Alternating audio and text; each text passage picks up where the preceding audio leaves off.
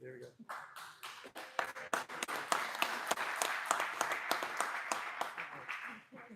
Yes, please. Could you guys all stand up that was at the Grand National Roadster Show this year and last year, please, so we can see? We had 35 or something last year. Here's all the guys. So what did I tell you last year? I said I wanted to beat our number of 33. We did. We got 41 cars there this year. Woo! So how many cars do you think I want next year?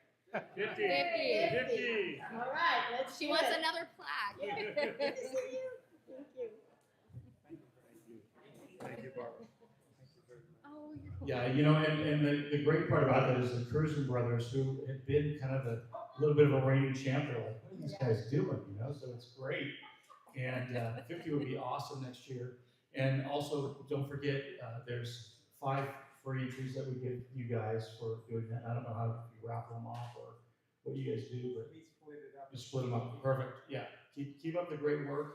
And if there's any recommendations that you have for us, let us know. I mean, we just love the fact that you guys are here on a Sunday and support the show and get to see it. My good friend Vic Cunningham's here in the audience. He's been part of our staff, Vic, for how many years? How many? Every year. Yes. 20 years. 20 years. And a special part of our team. He helps us bring in the cars, the trailer queens, shall we say, that are in for the Amber competition, and gets on the golf cart and settles them down and gets them all set in there so the judges can see them on a Wednesday. And we appreciate all he does. And John Duran couldn't do this without you either. And I know you've been just a huge part of this facility, man. So it's great to see you as well. And a lot of you guys, we're just so grateful that we're friends.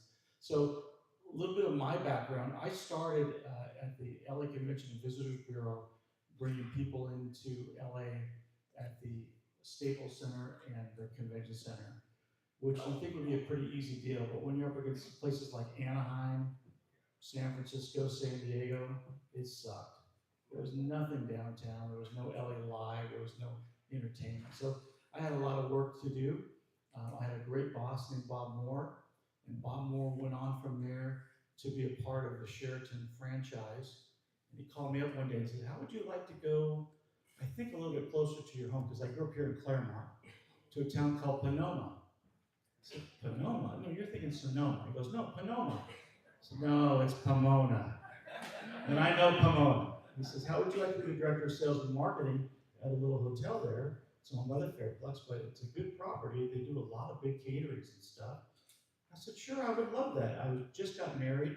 We're just about to have my firstborn, Daniel. And so we decided, yeah, let's do that. So I moved literally from going 2.5 hours to downtown LA to about 2.5 minutes down White Avenue, which was beautiful. Laura and I lived up on Baseline. I was living in the family home, and we were blessed. So did that for a couple of years. The hotel had over $4 million of back monies owed to it. It didn't know how to get the money for hotel rooms, which was horrible. We cleaned up all of that back monies, and I was able to grow the facility by another $4 million. So I got the attention of the guys next door, and they said, hey, we saw what you could do with the hotel. Why don't you come over here to the Fairplex and run our sponsorship sales, our year-round sales, which is what the Grand National Roadster Show is, a year-round event.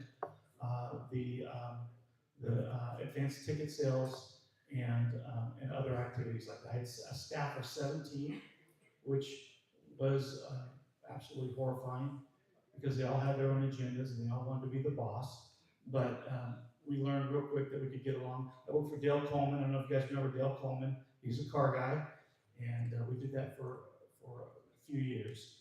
I talked one of my employees into getting in touch with the Oakland Roadster Show people. It had moved from Oakland, moved to San Francisco, and now it was down in San Mateo.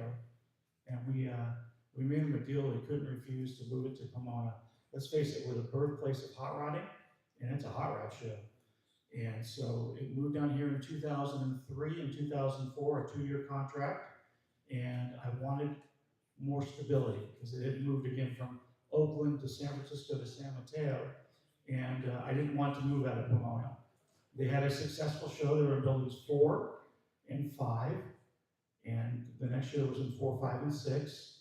But the owner of the show confided in me he was looking to sell it, and he had some buyers.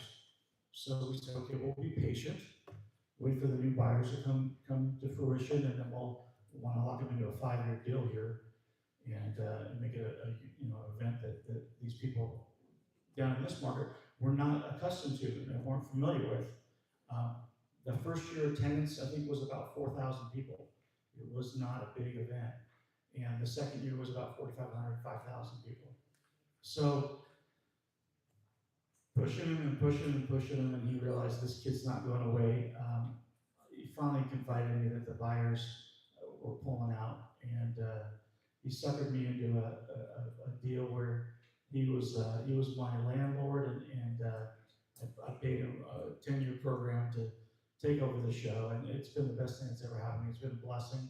God's been good to me. I've been able to hire my sister. She's worked for me for all those years, and we're a family event, and we love what we do. We have this event here, the Grand National Roadster Show. We do the Sacramento Autorama in May 1st.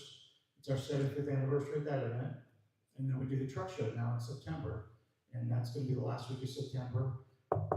As long as the Fairplex will give us a contract, which is hard to do these days, but we think we got it, and that's it. So is there any questions that I can answer for you guys? How many people came through the Roadster Show this year?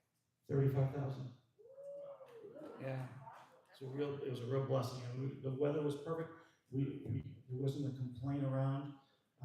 We only had a couple of medicals, which is very rare as well, because usually on a hot day like our September time, people are drinking a lot of beer and falling over, and we had one guy go home to be with the Lord during the show, but it wasn't at the facility. He had a heart attack at Dillon Fought.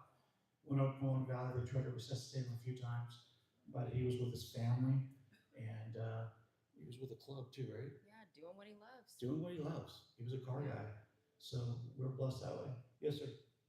You know, there's a lot of other people that you need to help with your show. And this crowd, I help with every show you've done here, and it's a lot of fun. And I ask these people if they want to volunteer to help. Yeah, we would love that. Basis, not just for the club. Yeah, we have a group of guys called the Go-To Guys, and if you guys are interested in being a Go-To guy, yeah, get in touch with me, and we'll get you in touch with the head Go-To guy. And after 3 years of being a Go-To guy, you get a jacket. Fancy. It's fancy, yeah. You get credentialed, you get a couple tickets, you get a T-shirt, and We feed you. we feed you. Now, it's not the best food in the world, but I do my best. Juan Pollo, which is local here, is real good, and Subway pizza. But I always argue with her on pizza because she likes the Little Caesars and I like the round table. So, But I try to work on she's your budget. She's taking care of my budget for sure. But no, we have a lot of fun. It is long hours, not gonna lie, but it is a lot of fun. So if you want to join us, get in touch with us. info@rodshows.com. Yes, Rose. Drive-in cars, how many Saturdays? This is the first year that I almost had a heart attack out of the gate. We started letting cars in at 6:45 in the morning, Ross, and we didn't end until 8:15. And there were so many. We had 6 lanes that I couldn't get a clicker on them. We estimated about 1,000 cars. Now we also did something new this year, which was we took the pre-reg cars who get a goodie bag, but normally we would put them down by the front of the security gate, and then we would take the day of cars and we'd push them way in the back of the lot. So the priority cars, the pre-reg cars, would get in first. Well, Jim St. Pierre said, I want to mix that up. I just want to get them all in at the same time.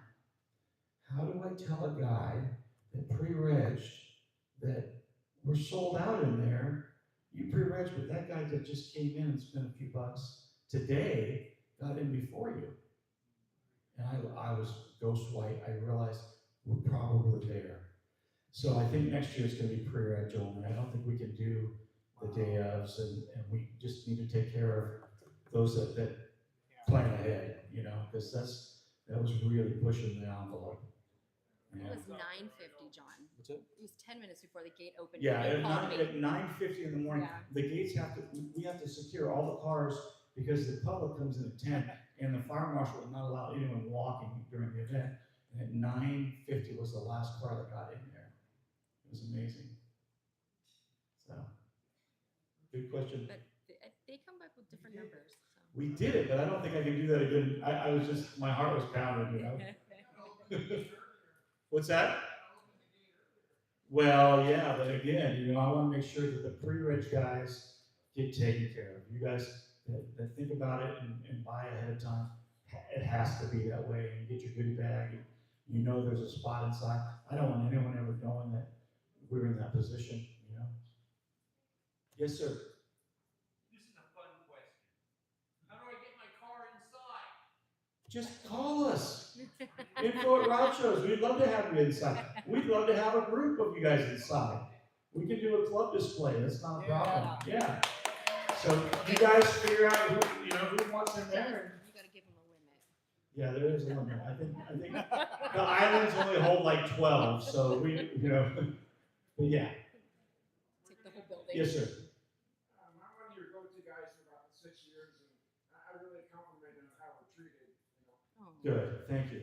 No, that means a lot to me. I appreciate you. Thank you again. Anyone else? He's not complaining about Little Caesars. No, you okay with the Little Caesars? Okay, all right. Am I doing on time?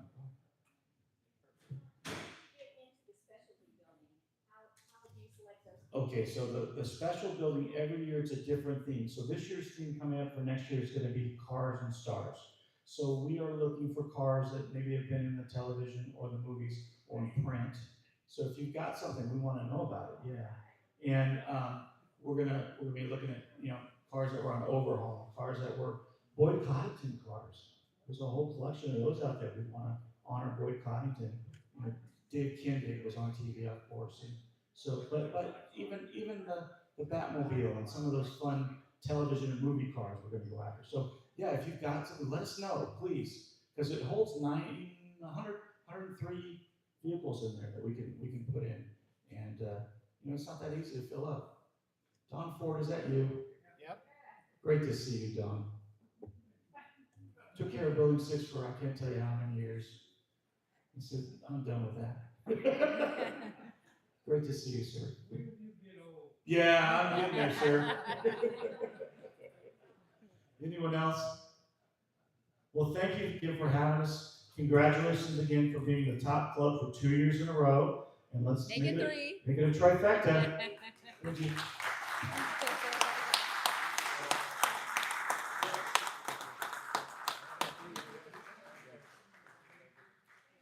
Okay, see you guys soon.